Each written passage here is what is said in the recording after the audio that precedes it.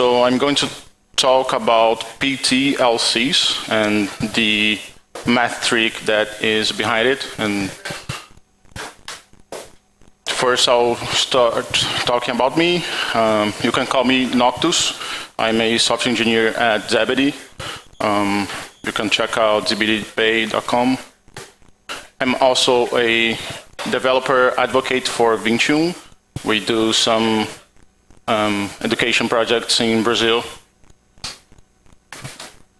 And also I'm creator of some cool tools. But I basically do them to myself, but there's some people that use it, like a Bitcoin price converter and shit like that. And one cool fact as well is that I broadcasted a pay-to-taproot transaction 4 years ago. It was the first one that got included in a block in the main chain. Yeah, but let's start talking about PTLCs. But first, a warning. It's going to involve math, so it could be boring, but I like it. Ellipse curves, just a reminder. A point is a x and y in the graph. A scalar is a number.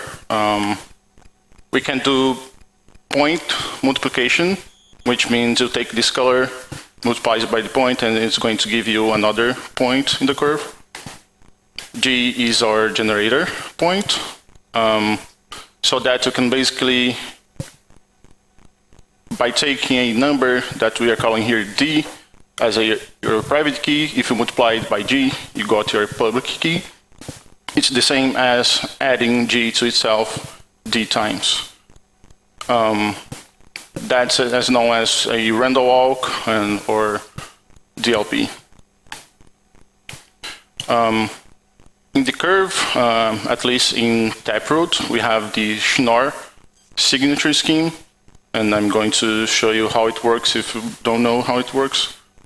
First, you get your private key D, and it must be inside of the field of the curve.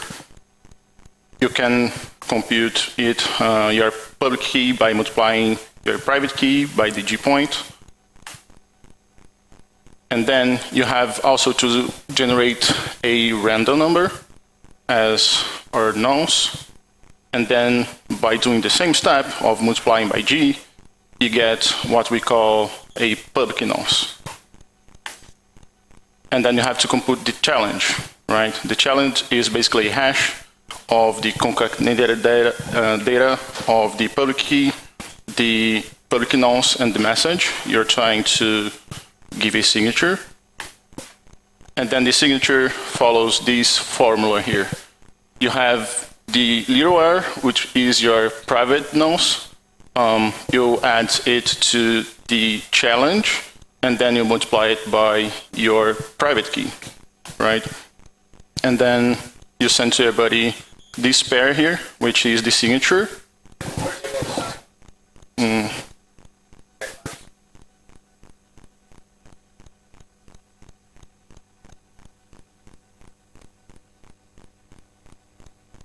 Okay. So you basically send or publish on the on-chain.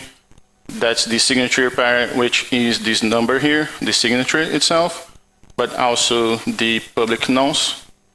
Whoever is verifying it have to have your public key and the message itself you're trying to authenticate. And in order to verify the message, you got everything your buddy sent to you. You recompute the challenge by yourself by getting the public nonce, the public key, and the message. We are calling this another challenge that you computed. You can verify if the signature is valid by multiplying by G. And if it matches with the public nonce plus the challenge you computed times the public key, that's valid. If the left side of the equation is the same as the right side. And it works because if we see the signature formula, if you multiply both sides by G, you have the little r here multiplied by the generator point, and also E times D times G, which this part here is the private key times G is the public nonce. So that's the same thing. And so to the private key times the generator point, it's the same as the public key. So that's why it matches. And then if whoever is signing the message uses the same information as the information that you computed by yourself, if E matches what you computed, that's an equation that will match. Basically, the left side will be the same value as the right side. So the nonce here is needed because there is some attacks that you can do by, if you don't use it or use nonce as 0, you can basically recompute the private key with 2 signatures from the same private key. So the nonce is needed. It's a random number, right? But let's imagine one case here. Let's narrow this field down. Let's imagine that you're just rolling a dice. It could be 1 to 6, right? Let's generate a nonce in this range. If I throw it once, it's 4, okay? If I do it again, 6, I keep like generating nonces in this range. And then if I keep doing it, because there is a equal chance of any of these numbers, they're kind of like equal, right? And then if I keep rolling it, they look the same, okay? But there is one trick here that I'm doing. If you notice it, I'll go back again.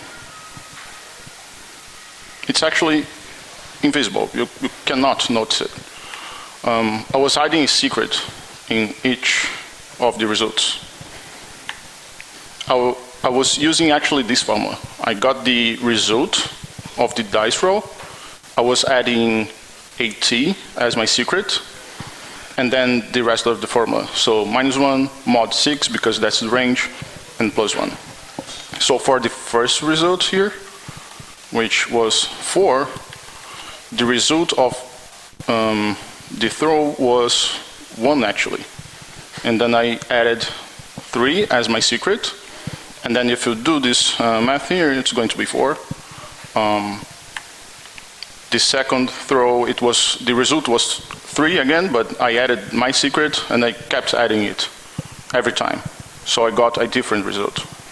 And for those who don't remember how mod works, it's like a clock. Let me try to draw it here.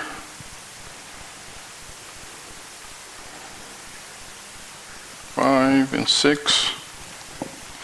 So if the result is 6, we keep in this direction. So I will add 1, 2, 3, -1, 2, and then mod 6, that's the mod, my result is 2, but then I'm adding 1 again, so that's why I move it 1 step forward. So yeah, I was hiding a secret inside of the nonce, or inside of this number. And that's totally a valid number, right? And there is no difference between I'm just generating a nonce or generating a nonce and then adding numbers or subtracting, whatever. And that's the trick used in adapter signatures.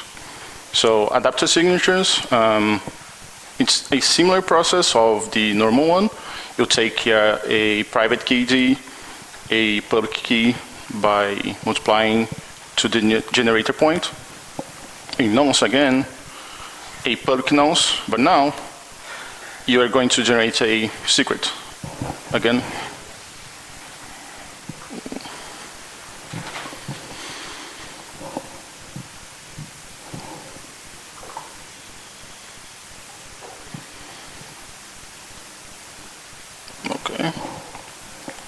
you basically generate another secret that you want to store inside of your signature, and then also generate a public tweak or public secret by also multiplying by G. And then now your challenge is going to be the public nonce plus your public tweak. So that when you do the signature again, you add the nonce here plus the challenge times your private key. It's going to be your adapter signature. This is not a valid signature yet. That's because we are missing the tweak in this formula, right? So that once I publish the full signature or the valid signature on chain, other people can recover it by doing the following. If we get this signature, which is an invalid one, I mean the full signature, you can again recompute by your own the challenge, because you have every information.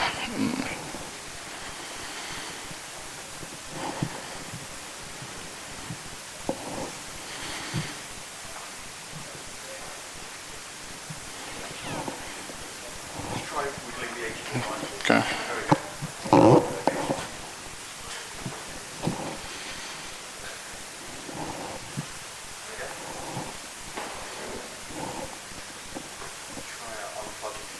I just did it.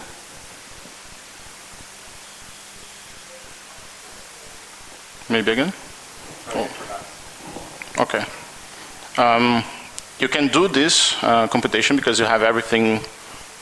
Everything here is public. You have the public nonce, you have the public tweak or the public secret, the public key, and the message. Okay. And then you basically verify if the public nonce matches with the signature times the generator point minus the challenge that you computed times the public key. Why this works? Again, this is the signature formula, and then again multiply both sides by the generator point. You have this, we just saw it, how to verify the computation, but then if you subtract the public nonce from both sides, you have a minus R here, and also a minus R on this side. That's why it's cancel out, right? And then now if you subtract the signature times the generator point on both sides again, you cancel this one out, so we left with minus R on this side, and then you add minus the signature times the generator point here, and then you basically multiply everything minus 1, so you have a positive R here, and the signature times the generator point minus the challenge that you computed times the public key, right? And that's why this works. And then you can get the secret now from this signature. If you received the partial or the adapter signature, you can basically extract this value from the valid signature, which is the signature itself, and both of the public nonce and the public tweak together, and you can basically subtract both, and you're left with the secret that it was hidden inside of the signature. Again, why this holds? It's because if you remember, we are missing a D plus T here in order to this signature to be valid, so that if you subtract the actual formula by this adapter signature, you're left with the secret alone. I'll talk about some issues that we have in Lightning right now with PTLCs.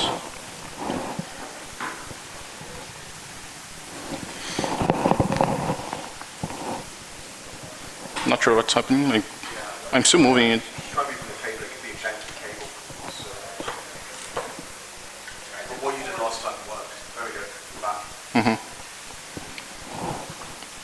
Again, I'll talk about some issues that PTLCs have. One is payment correlation, which is every time you have to create an invoice, you have to generate a secret, a digest, and then you hash it as your payment hash, right? And then when you try to create a hop or a payment that you don't have a connection, a direct channel with someone, you have to do hops, right?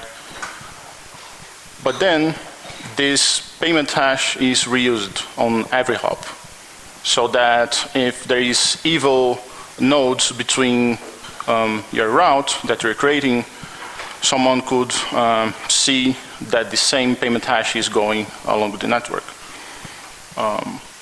And people could try to use this attack to de-anonymize your payment. You're also vulnerable to Warholm's attacks by stealing fees. That's also an attack that happens just because you're using or reusing the same payment hash. And not only that, but the script itself that we use right now, at least for force clauses, they are well known on chain. Like the footprint you leave on chain, it's for sure a lightning clause or a dispute that happened. So it makes chain analysis easier. PTLCs, on the other hand, we are using the adapter signatures that I just showed, and we also do key aggregation, which is musig, so that we are connecting like my key of my node with the whoever my peer is, and then on the on-chain it's going to be only one public key and one signature. You don't even see that it was a multi-sig. And for the other cases, instead of publishing the whole script on chain, we do pay to taproot outputs, so that you choose the specific leaf that you want to publish on chain, and that's a shorter one. You don't reveal that it was actually a lightning node, at least on chain, right? Because for public nodes or routing nodes, you still have to go through the gossip network and announce this channel. You can basically replace the payment hash, which we use right now, with the base point-based secrets by, on each hop, you're adding a different secret for each node, so that you avoid the issues I mentioned. Yeah.